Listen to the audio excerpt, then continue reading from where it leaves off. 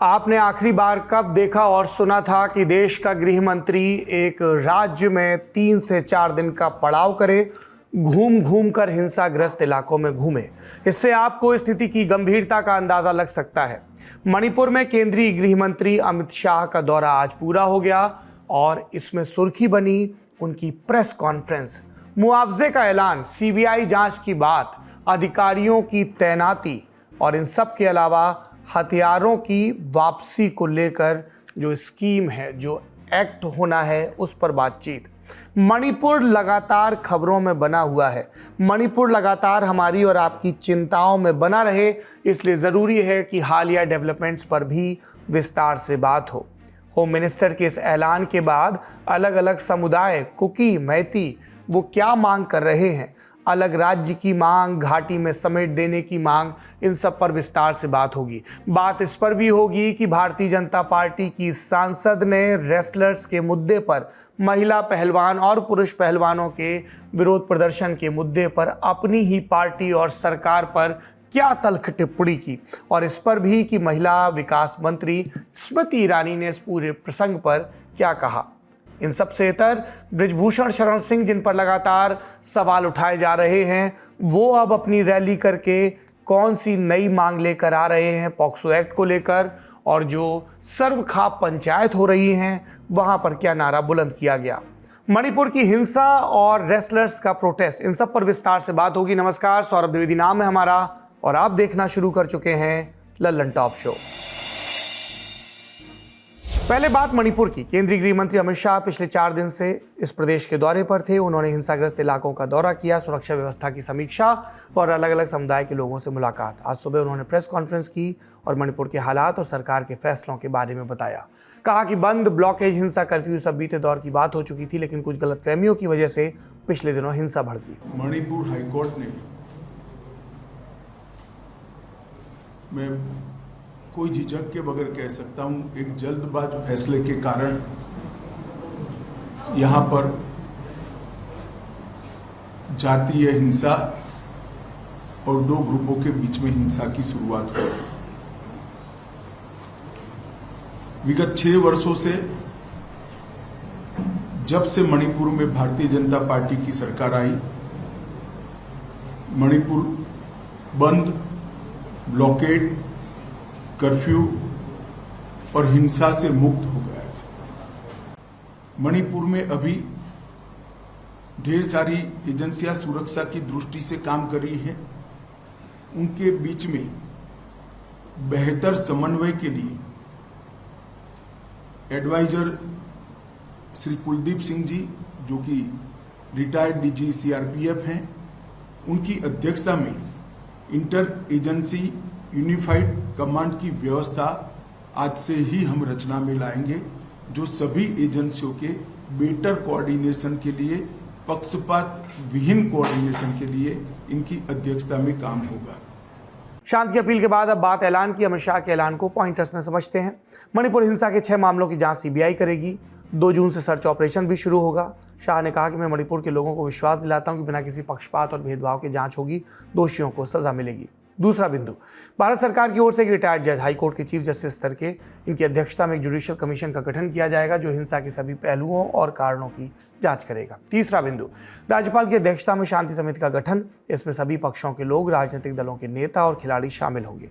चौथा बिंदु, जिन्होंने हिंसा में जान गंवाई, उनके परिजनों को 10-10 लाख की आर्थिक मदद, 5 लाख केंद्र और 5 लाख मणिपुर सरकार की तरफ से। हिंसा में जान गंवाने वाले लोगों के परिजनों को ये राशि डीबीटी के जरिए डायरेक्ट भेजी जाएगी। 5वां बिंदु, राहत और पुनर्वास पैकेज भी तैयार, जिसकी संपत्तियों को नुकसान पहुंचा उन्हें आर्थिक मुआवजा भी दिया जाएगा। 6वां, हिंसा के चलते मेडिकल सुविधाओं की दिक्कतों को दूर करने के लिए भारत सरकार ने 20 डॉक्टर्स की 8 टीमें बनाई। जरूरत पड़ने पर डॉक्टर्स की और टीमें असम से भेजी जाएंगी। 7वां, अमित शाह ने अपील की, जिन लोगों के पास हथियार हैं वो सरेंडर कर दें। अगर नहीं करते तो शुक्रवार से पुलिस कॉम्बिंग ऑपरेशन चलाएगी। जिनके पास हथियार मिलेंगे उन पर बड़ी कार्रवाई की जाएगी। 8वां, कुलदीप सिंह बेहतर समन्वय के लिए अंतर एजेंसी एकीकृत कमान का नेतृत्व करेंगे। अब ये कौन है? रिटायर्ड सीनियर आईपीएस ऑफिसर और सीआरपीएफ के पूर्व डीजी हैं कुलदीप सिंह। ये उन अधिकारियों में हैं जिन्हें राज्य में हिंसा की शुरुआत के तत्काल बाद मणिपुर भेजा गया था।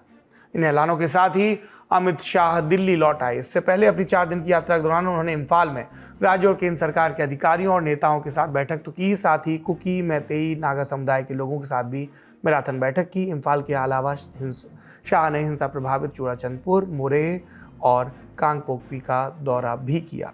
22 मैतेई समुदाय के संगठनों और अलग अलग पहाड़ी जिलों में 25 कुकी समुदाय के संगठनों से भी उनकी मुलाकात हुई।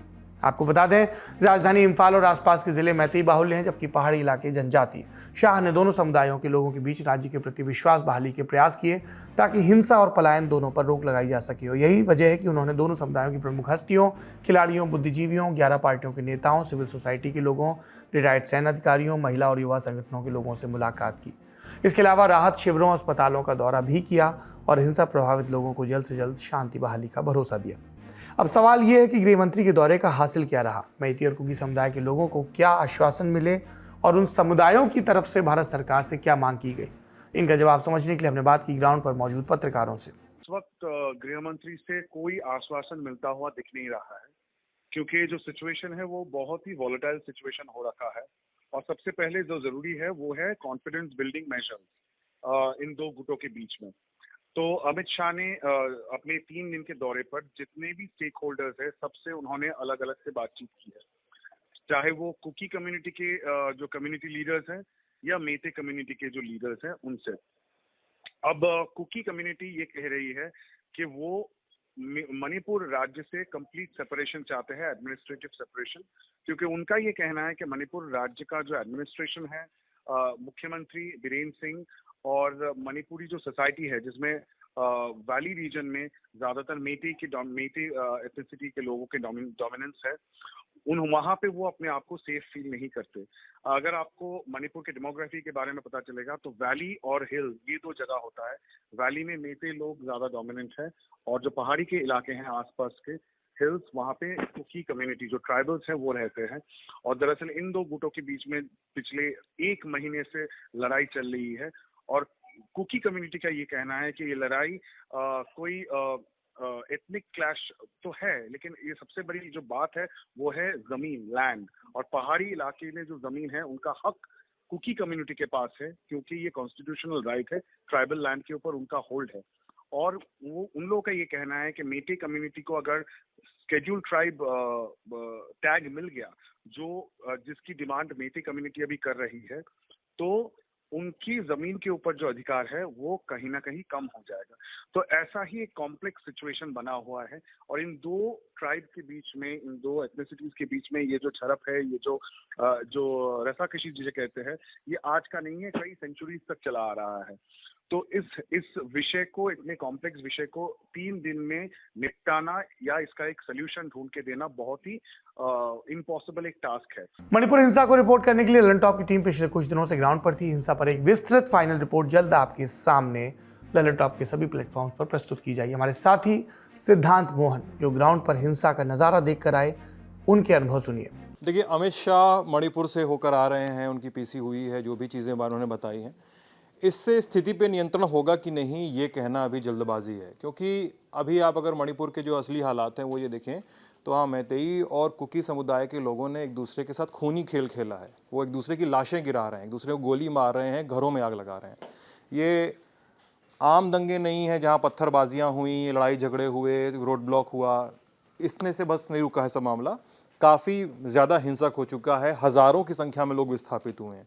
अब तो जो लोग सवाल ये पूछते हैं कि नॉर्मलसी आ गई, मान लीजिए आर्म फोर्सेस के डर में, पुलिस के डर में, प्रशासन के डर में, तो क्या मैतेई और कुकी समुदाय जिनका पिछला भी इतिहास रहा है दूसरे समुदायों से झगड़ा करने का, नगा कुकी क्लैश और मैतेई पंगाल का क्लैश, तो ये दोनों समुदाय क्या एक दूसरे के साथ रह पाएंगे, ये सवाल है। साथ में ये भी देखना है कि जो इम्फाल की घाटी है, इम्फाल की घाटी की अगर फुट हिल्स की बात करें तो उखरुल और सेनापति का इलाका, जहाँ पे नगा समुदाय सबसे ज़्यादा बहुतायत में मिलता है, उसको छोड़ के बाकी सारे इलाकों में लगभग क्लैश की खबरें आ रही हैं। सारे फुट हिल्स में, चूड़ाचंदपुर में आ रही है, चंदेल में आ रही है, सुगरू में आ रही है, तो इन सारे इलाकों में, कांगपोकपी में भी आ रही है, तो इन सारे इलाकों में लगातार हिंसा की, गोलीबारी की, आगजनी की खबरें आ रही हैं। अमित शाह के रहते स्थिति कितनी सुधरेगी इसका अंदाजा आप इस बात से लगा लीजिए कि इम्फाल ईस्ट का जो इलाका है वहाँ पे KR लेन है, जिस समय अमित शाह मणिपुर में मौजूद थे, क्यालेन में एक कुकी समुदाय के घर में आग लगा दी गई। कैसे शिनाख्त हुई कुकी समुदाय का घर है? क्योंकि वो पूरे इलाके में कर्फ्यू लग रहा है, तो शटर पे ये मैती की दुकान है, ये मैती पंगाल की दुकान है, ये मुसलमान की दुकान है, ये नगा की दुकान है, उसका घर है, ऐसे करके मार्केशन है। जिसकी मार्केशन नहीं है, मान लिया जा रहा है कि कुकी का घर है, उसे आग लगाई दी जा रही है। सेम चूराचंदपुर में हो रहा है। जो कुकी का घर है उस पर ट्राइबल लिखा हुआ है, जो घर नहीं है, मान लिया जा रहा है वो मैतेई का घर है, उसमें आग लगा दी जा रही है। तो नॉर्मैलिटी अभी काफी दूर है, ये थोड़ा माना जा सकता है, प्रयास करने होंगे। गृह मंत्री की प्रेस कॉन्फ्रेंस के अलावा एक बड़ा ऐलान राज्यपाल कार्यालय की ओर से आया। राज्यपाल ने राजीव सिंह को राज्य का नया डीजीपी नियुक्त किया। वे पी डोंगेल की जगह लेंगे। डोंगेल को एसडी होम के पद पर ट्रांसफर किया गया। राजीव 1993 बैच के आईपीएस अधिकारी हैं। 3 साल की अवधि के लिए मणिपुर काडर में उन्हें ट्रांसफर किया गया। त्रिपुरा काडर से हैं। आईजीपी सीआरपीएफ के पद पर अब तक तैनात थे। दूसरी तरफ राज्य के मुख्यमंत्री एन बीरेन सिंह, उन्होंने एक बार फिर से लोगों से हथियार वापस लौटाने की अपील की जो हिंसा के दौरान सुरक्षा बलों से लूटे गए। ये भी कहा कि जो लोग रोड ब्लॉकेज में शामिल हैं वो ऐसा ना करें, क्योंकि जरूरी वस्तुओं और राहत सामग्री की सप्लाई प्रभावित हो रही है। इन सबके बीच मणिपुर से दूर दिल्ली में जंतर मंतर पर कुकी समुदाय के लोगों ने प्रदर्शन किया और राज्य में राष्ट्रपति शासन लगाने और एन बीरेन सिंह की सरकार को बर्खास्त करने की मांग की। प्रदर्शन के दौरान कुकी समुदाय के लोगों ने कहा कि 115 से अधिक जनजातीय गांव, 4000 घर और 222 चर्च जला दिए गए। एक और बड़ा आरोप लगाया कि आदिवासियों के खिलाफ हिंसा अमित शाह के राज्य में होने के दौरान भी जारी रही। साथ ही ये भी कहा सरकार को आदिवासी समुदाय के लिए एक अलग एडमिनिस्ट्रेशन की लंबे समय से चली आ रही मांग पर विचार करना चाहिए। दूसरी तरफ मैती समुदाय के लोगों ने प्रेस कॉन्फ्रेंस आयोजित कर राज्य में शांति बहाली के लिए केंद्र के हस्तक्षेप की मांग की।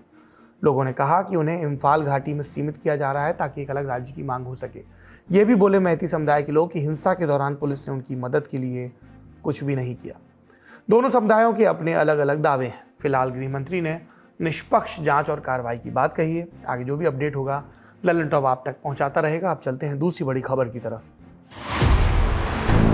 जिनके लोग होंगे तो उनकी गिरफ्तारी नहीं होगी, उनकी जांच होगी। दूसरा कोई आदमी होगा तो उसकी गिरफ्तारी पैदा होगी।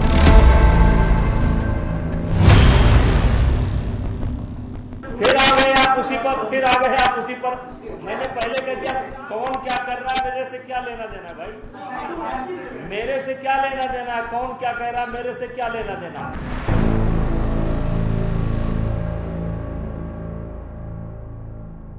30 मई को प्रदर्शनकारी पहलवान हरिद्वार गए थे। ऐलान किया था कि अपने मेडल गंगा में बहा देंगे। हर की पौड़ी पहुंचे, कुछ देर तक बैठे। हमने वो तस्वीरें देखी जिसमें साक्षी मलिक और दिनेश फोगाट रो रही थी। इसके बाद मौके पर भारतीय किसान यूनियन के राष्ट्रीय अध्यक्ष और बालियान खाप के प्रधान नरेश टिकैत पहुंचे। नरेश टिकैत ने पहलवानों को समझाया, मामले के निपटारे के लिए 5 दिन का वक्त मांगा। पहलवानों ने अपने मेडल्स नरेश टिकैत को सौंप दिए और कहा कि अगर 5 दिनों में कोई रास्ता नहीं निकला तो वो फिर से हरिद्वार कूच करेंगे। यौन शोषण और मानसिक प्रताड़ना के आरोपी भाजपा सांसद बृजभूषण शरण सिंह ने भी इस पूरे वाकये पर फिर प्रतिक्रिया दी। बीते रोज 31 मई को बाराबंकी में एक जनसभा को संबोधित करते हुए उन्होंने कहा कि एक भी आरोप साबित हुआ तो मैं खुद को फांसी लगा लूंगा। और मैंने उसी दिन कहा, कब हुआ, कहां हुआ, किसके साथ हुआ। और मैंने एक बात ये भी कहा था, अगर एक भी आरोप मेरे ऊपर साबित हो जाएगा तो बृजभूषण सिंह स्वयं फांसी पर लटक जाएंगे, किसी को कहना नहीं।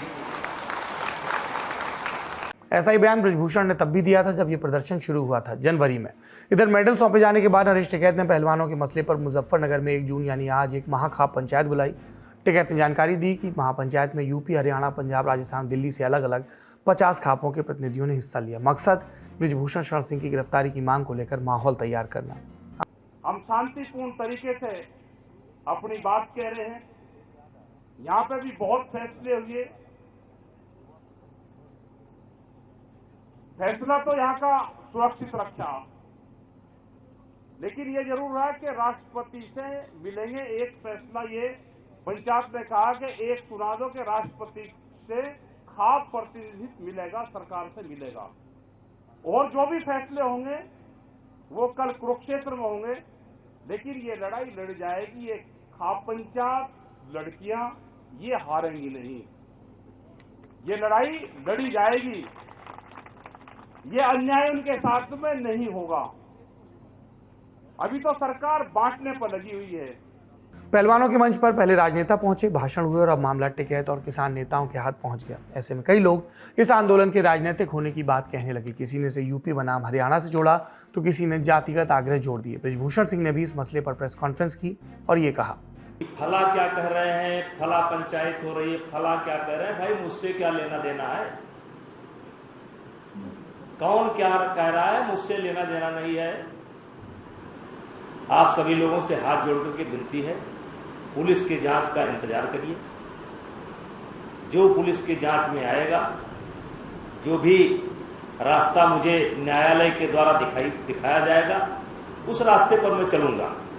अभी मैं कहूं तो आप कहेंगे फला ये कह रहे हैं, फला ये कह रहे हैं, फला ये कह रहे हैं, फला ये कह रहे हैं। मैं ये कहूं तो इससे मेरा कोई भला होने वाला नहीं। मामले में सरकार का बयान भी आया। केंद्रीय मंत्री अनुराग ठाकुर ने कहा कि जो खिलाड़ियों ने बोला हमने माना। मामला सुप्रीम कोर्ट में, पुलिस जांच कर रही, रिपोर्ट देगी और जब चार्जशीट फाइल करेगी तभी कार्रवाई होगी। प्लेयर्स को तब तक का इंतजार करना चाहिए, राजनीति नहीं होनी चाहिए। अनुराग ठाकुर से इतर मोदी सरकार में एक और मंत्री स्मृति ईरानी ने कहा कि आप लोगों को क्या लगता है कि बबीता फोगाट अपने परिवारजनों के साथ प्रदर्शन में क्यों शामिल नहीं है? फिर यह भी कहा कि फिलहाल मामला जांच की अवधि में है। ऐसे मामलों में महिलाओं की आवाज़ दब जाती है तो वो कोई टिप्पणी नहीं करना चाहेंगी कि न्याय हो और तर्कसंगत फैसला हो। स्मृति ईरानी अलग अलग टीवी चैनलों से बात कर रही थी। ये तो दो मंत्रियों की बात हो गई, पर एक सांसद हैं जिनके बयान ने अलग से सुर्खी बनाई। महाराष्ट्र के बीड लोकसभा सीट से भाजपा सांसद प्रीतम मुंडे वरिष्ठ भाजपा नेता गोपीनाथ मुंडे की बेटी हैं। एक महिला खासदार म्हणून नाही तर जन्माने एक महिला असल्याबद्दल माझं निश्चित हे मत आहे की कुठल्याही महिलेची अशी जेव्हा तक्रार येते तेव्हा त्याची दखल घेतली गेली पाहिजे। दखल घेऊन त्या तक्रारीविषयी व्यवस्थित त्याची तपासणी करून ती योग्य आहे की अयोग्य आहे एखाद्या चौकशी समितीने म्हणा किंवा ज्यांना कोणाला अधिकार असतील त्यांनी त्याच्याविषयीचा निर्णय घ्यावा, परंतु दखल घेतली गेली पाहिजे। आणि ती दखल जर घेतली जात नसेल तर निश्चितच लोकशाहीमध्ये ही घटना काही स्वागतार्ह निश्चित नाही है। ये तो आज के अपडेट्स हो गए, लेकिन पहलवानों का प्रदर्शन दिल्ली के रास्ते अब पूरे देश में फैल चुका है। पश्चिमी यूपी के दृश्य आपने देखे, पश्चिम बंगाल से भी नजारे आए। 31 मई को बंगाल की सत्तारूढ़ पार्टी तृणमूल कांग्रेस ने पहलवानों के समर्थन में मार्च निकाला। इसमें मुख्यमंत्री ममता बनर्जी शामिल हुई और मीडिया से बातचीत में कहा, पहलवान हमारा गर्व है। हम कल कुश्तीविद के साथ बात किया है। मैं साक्षी जी, जगदीश जी, जगदीश जी जो थे, इन लोगों का साथ मैं खुद बात किया। मैं ये कहा कि आप लोग लड़ाई करें, हम आपका साथ में है। इसी के लिए आज का रैली हुआ, कल भी प्रोग्राम होगा और जल्द होगा तो हमारा एक टीम जाएगा। हम पहले भी भेजा था, हमारा टीम जाएगा और उसको थोड़ा मंच में मिलके उसको हमारा सपोर्ट देंगे। मार्च की बात आई है तो एक और जिक्र, मार्च जिसका नेतृत्व बृजभूषण स्वयं करेंगे। अयोध्या से शुरू होने वाली इस रैली का माहौल शहर में बनने लगा। बड़े छोटे पोस्टर चस्पा हो रहे हैं जिसमें बृजभूषण की तस्वीर है, भगवा पगड़ी, लोगों से जुड़ने का आग्रह और लिखा है जन चेतना महारैली। मीडिया रिपोर्ट्स के मुताबिक अयोध्या के साधु संत भी इस रैली में शामिल हैं। उनकी मांग पॉक्सो एक्ट में संशोधन। हनुमानगढ़ी मंदिर के सगरिया पट्टी के महंत बलराम दास ने द प्रिंट से बातचीत में कहा, हम चाहते हैं कि पॉक्सो का दुरुपयोग ना हो और इस तरह के संगीन आरोप लगने के बाद भी आरोपी को अपनी बात रखने का हक हो। ऐसे मामले में सबसे पहले व्यक्ति का सम्मान खोता है। अगर व्यक्ति दोषी नहीं पाया जाता तो उसका सम्मान कैसे लौटेगा? बृजभूषण शरण सिंह, जिन पर खुद एक नाबालिग लड़की ने यौन उत्पीड़न की FIR दर्ज कराई, वह इस रैली का नेतृत्व करेंगे। उनके समर्थक उन्हें नेताजी कहते हैं और कहा जा रहा है कि रैली उनके प्रभाव और जनाधार का शक्ति प्रदर्शन होगा। इस मामले में एक और अपडेट, मामले की जांच कर रही दिल्ली पुलिस ने अपडेट दिया। दरअसल टीवी चैनलों और कुछ डिजिटल पोर्टल्स ने खबर चलाई कि दिल्ली पुलिस को जांच में बृजभूषण के खिलाफ कोई सबूत नहीं मिला। पुलिस ने ट्विटर पर इस दावे का खंडन किया और कहा कि मामले में एक अंतिम रिपोर्ट संबंधित न्यायालय के सामने पेश की जानी है। चैनलों पर चल रही खबर गलत है। मामले को पूरी संवेदनशीलता के साथ जांचा जा रहा है। कोई स्पष्टता लेकिन नहीं है दिल्ली पुलिस ने अपना ये ट्वीट डिलीट क्यों कर दिया था।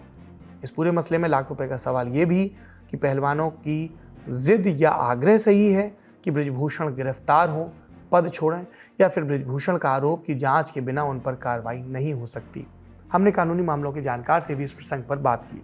उन्होंने कहा कि पॉक्सो मामलों में गिरफ्तारी कब और किन परिस्थितियों में होती है, ये जानिए। पॉक्सो एक्ट के अंदर हमारे पास क्या क्या प्रोविजन, हम उसके बारे में बात कर ले। पहला प्रोविजन हमारे पास है कि चाइल्ड जो 18 साल से कम का है उस बच्चे को चाइल्ड में कंसिडर किया जाता है और उनके अगेंस्ट में कोई भी सेक्सुअल ऑफेंस होता है तो उसको पॉक्सो एक्ट के अंदर कंसिडर किया जाता है। दूसरा पॉक्सो एक्ट में अगर कोई भी लाइक फिजिकली नॉट फिट या मेंटली नॉट फिट उनके साथ अगर ये पॉक्सो क्राइम होता है, अगर उनके साथ सेक्सुअल कोई भी क्राइम होता है तो उसको बहुत ही एग्रीवेट करके कोर्ट देखती है और बहुत ही सीरियस तरीके से उसे कंसिडर किया जाता है।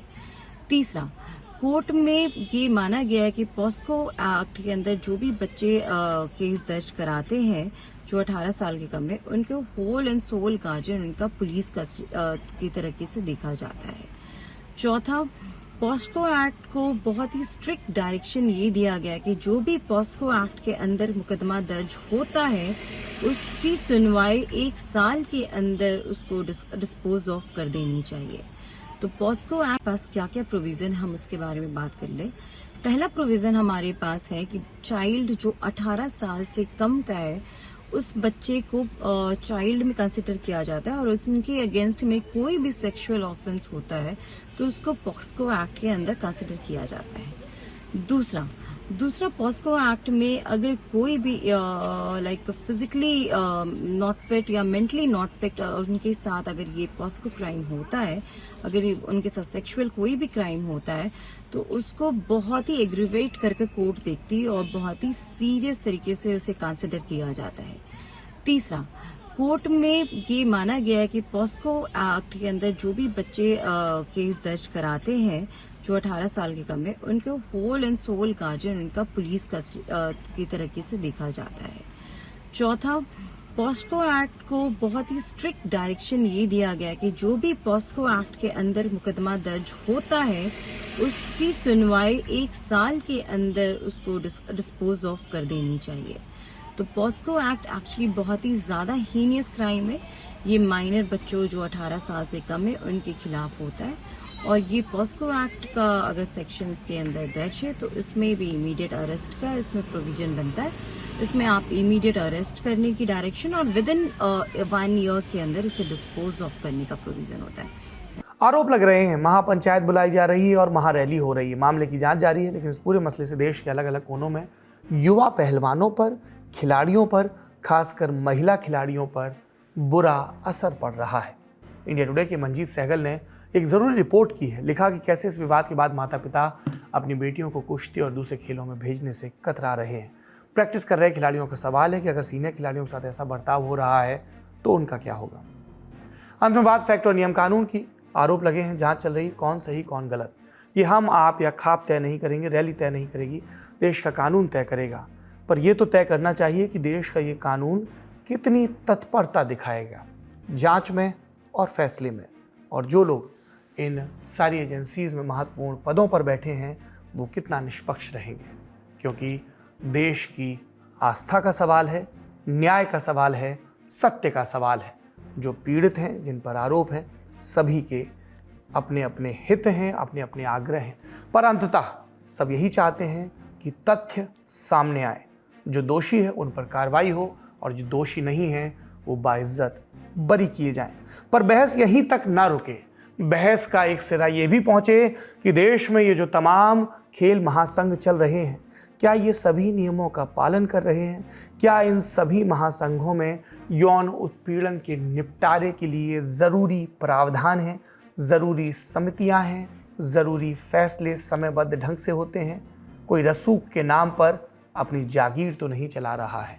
आज का लल्लन टॉप शो यहीं समाप्त होता है। अपना और अपनों का ख्याल रखिए। शुभ रात्रि। बहुत ज़्यादा मौज आने वाली है। हमारा एक दोस्त है, अमेरिका में रहता है, बुलेट की रफ्तार से बात करता है। Thank you. कितने देशों का ठप्पा है तुम्हारे passport? I don't keep account. ये बहुत ही स्वैग वाला स्टेटमेंट है गुरु। जैसे फिल्मों में दिखाते हैं वहाँ एकदम गोली चल गई धाएं, वैसे गोली वोली बहुत चलती है क्या मैक्सिको में? मैक्सिको में इनफैक्ट लोग ऑर्गेनाइज कार्टेल और क्राइम को अच्छा मानते हैं। तो मतलब जैसे कई डिलीवरी कंपनीज मैक्सिको और ब्राजील में ऐसी गाड़ियां बनाते हैं कि मतलब इलेक्ट्रिक शॉक देती हैं वो। अच्छा। कोई चोरी करने आए, ऑटोमेटिक लॉक हो जाए। चीन अभी किस कैटेगरी में? 2016 से चाइना वर्ल्ड की सबसे बड़ी इकोनॉमी, 2016 से अमेरिका के पीछे छोड़ा हुआ है। अमेरिका कैसे महान बना था आर्थिक रूप से? अमेरिका की 20% labour force immigrants. America almost 4% यदि खर्चा करते हैं अपनी जीडीपी का, जबकि इतनी बड़ी जीडीपी है, हम 0.5% खर्चा करते हैं रिसर्च में। आपके प्यार के क्षेत्र यूपी बिहार, ये इंडिया के गले के अराउंड एक बहुत बड़ी घंटी है जो ऐसे नीचे खींच रही है इंडिया को। World wide farming is a scam. There is no country in the world जिसमें फार्मर रिच है। कोई भी कंट्री, अमेरिका में भी फार्मर कहीं रिच होता ही नहीं।